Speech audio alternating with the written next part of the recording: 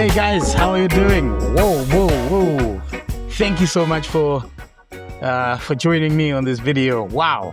I hope you're feeling great wherever you are, man. I know you are. Oh, man. You know, are you as enthusiastic as me, or at least as hopeful as me? You know, just hopeful that one day this Zimbabwe will be great. Zimbabwe will be great again. Are you as hopeful as I am? And I just hope that you are. And then at least at some stage in your life, wherever you are, you get to enjoy this Zimbabwe. You know, I've spoken to a lot of friends who have told me that, you know, we're so tired. We've been hopeful for so long. We've been waiting for so long for this better Zimbabwe that you're always preaching about. And I agree a lot. You know, a lot of people have waited for a very long time. I even was speaking to a very respected man based out of Cape Town the other day. And he was telling me, you know what? The quality of a nation's future depends on the retirement, the quality of retirement.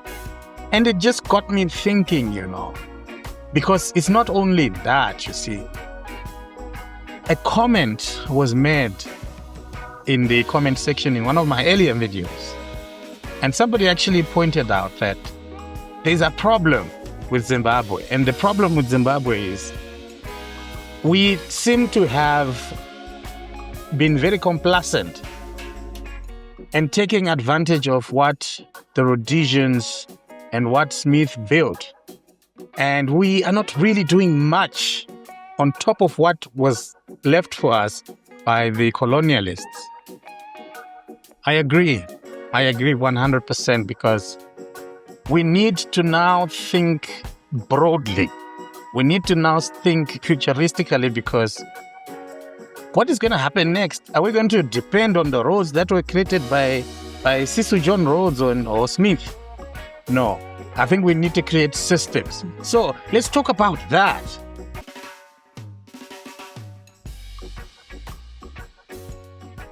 So this one is a deep one, guys.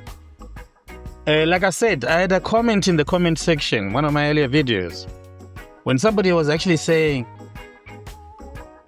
he said, you know, where we are as Zimbabweans, we are way behind. What is stopping us from actually building our own industries? We are literally utilizing what the Rhodesians left behind. And we are failing at that, to be honest. And I thought that comment was thought-provoking for me. And then I thought, you know what, let me make a video about it. There's something we often say when things get hard, you know, here at home. We often say, the people in the diaspora, they'll come through.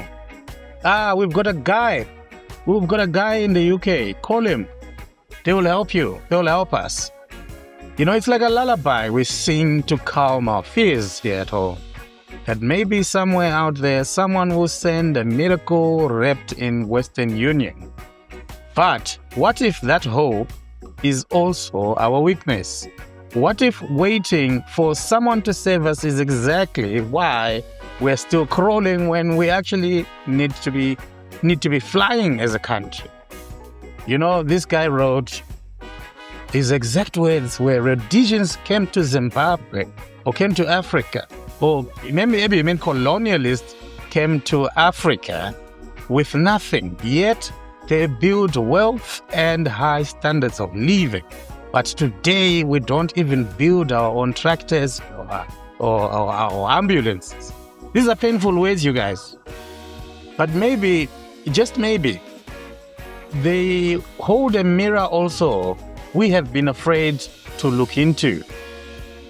Let's be honest, you guys. The Rhodesians didn't build paradise because they were geniuses. No. They built it because they controlled the rules. If you remember the Land Apportionment Act of 1930, I believe, that gave them the best land.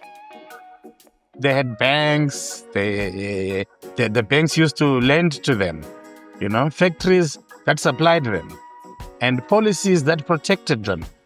They designed their systems around themselves. And that is secret, you guys.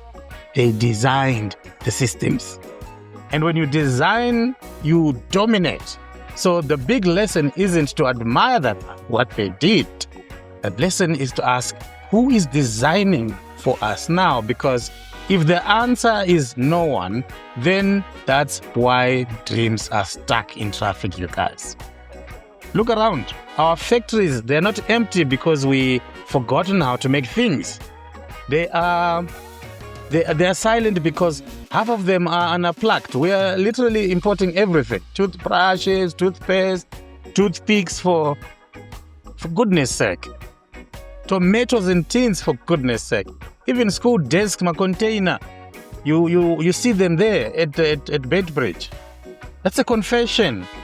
We stopped believing we can make it ourselves. Meanwhile, our brothers and sisters abroad are sending over $2 billion a year into Zimbabwe. And that money is going towards school fees, food, rent. And we clap hands. We clap with thinking things are cool. Because they're helping families survive here. Wrong. You're just helping the families to transform. Remittances can be good when you buy bread, but they can't really build bakeries. They feed the stomach and not the system. The diaspora, you guys, you keep us alive, but it can't really make us alive. The money that saves lives shouldn't be asked to build factories. That's like asking a nurse to go and do mining there in Mazoe. We honor you, brothers and sisters abroad, but you can't build a nation from a distance. The nation is built by hands, in the soil. The Rhodesians engineered their own systems. If you look at Kenya, I think it is the Asians that did it over there. And those in Israel is obviously the Jews. The Koreans after the war all engineered their countries. They built policies, protected their industries, rewarded local makers. Look at Indonesia, you guys. And I think we can do the same, you guys. We all need a design, not a copy and paste economy, but something that is rooted in our own soil and in our own spirit, you see. In 2024, our factories ran at just about half their potential. I think it was reported to be minus 52, if I remember well. That means there were lights to switch on in those factories. You know what I mean?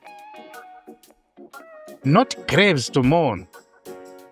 With predictable demand, affordable loans, and power that doesn't flicker, we could actually double output without even building a new plant or new plants.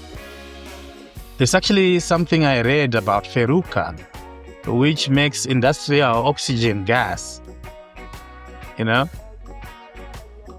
We had Willowville, Mazda industry out there in Willowville that used to assemble buses and Mazda vehicles. And I'm even told now that Belarus signed some agreement to help us produce tractors by the year 2027.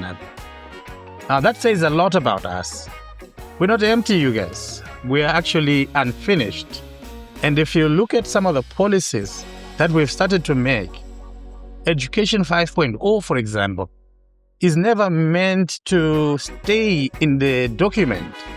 It's actually meant to produce real products, things you can literally touch. Our schools should smell like weldings, not chalk dust all the time. That means we need to be very practical as people. Our universities should sound like engines being tested over there, not just theories that are just being read. We don't need more degrees and more degrees just being pumped out. We need more designers of the economy. I know you agree with me right now, and if you do, comment in the comment section. You see, In the diaspora is a spark, but we, the people at home, must be the flare. Let's stop saying when they come back, things will change. No, let's stop that. When we start building, they will come. Imagine a Zimbabwe where pickup trucks are made in Tare. Ambulances assembled in Gweru, tractors roll out from Shamba. Schools teach solar installation as early as Form 2. Imagine that. That's not fantasy. That's design right there. Our government must buy local. Our engineers must teach local. Our people must believe in local. Because a product made here in Zimbabwe, no matter how imperfect it is a victory over hopelessness. Don't you agree? If to you in the diaspora, in UK, in South Africa, in the US, in the Dubai,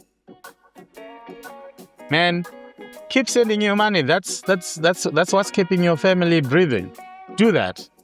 But also send knowledge, send mentorship, send blueprints that you are coming across over there, and trust. And to my brothers and sisters at home here, stop waiting and start making. One small factory, one workshop, one invention at a time. We don't need another savior, you guys. We need a system that believes in its own hands. The Rhodesians built on stolen grounds. We will build on sacred grounds, with justice, with intelligence, with unity. So tonight, today, this morning, this afternoon, wherever you are, our prayer is very simple. May our classrooms become factories. May our dreams become blueprints. Our children's toys become the future tractors. Diaspora, my friends, is not our savior. We are our own saviors. I hope I have touched somebody's inspiration at this moment.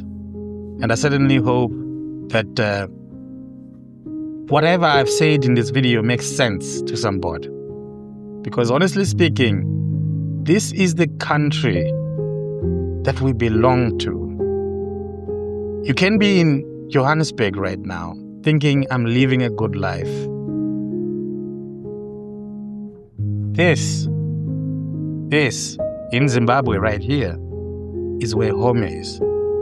You might be like some of the guys I have interacted with in the comment section who keep telling me, Elder, I am better off where I am and I am cool and I really don't care about home. I get you guys. I get you. You are all right in the US where you are, in Canada where you are. But this is still home.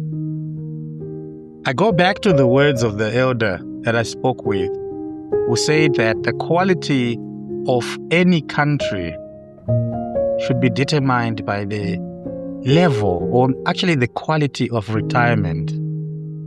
And when you think like that, you then are thinking of the future.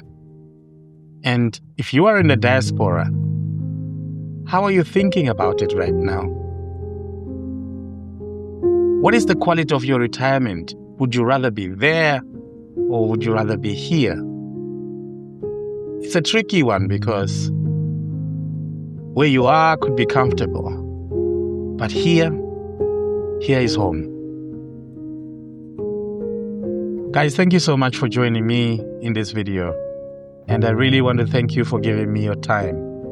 Please take time to subscribe, take time to like and share, comment, so that the algorithm tells people who need to hear this kind of content all the time. Push that notification bell on so that you don't miss the next video. But until then, you guys, bye-bye.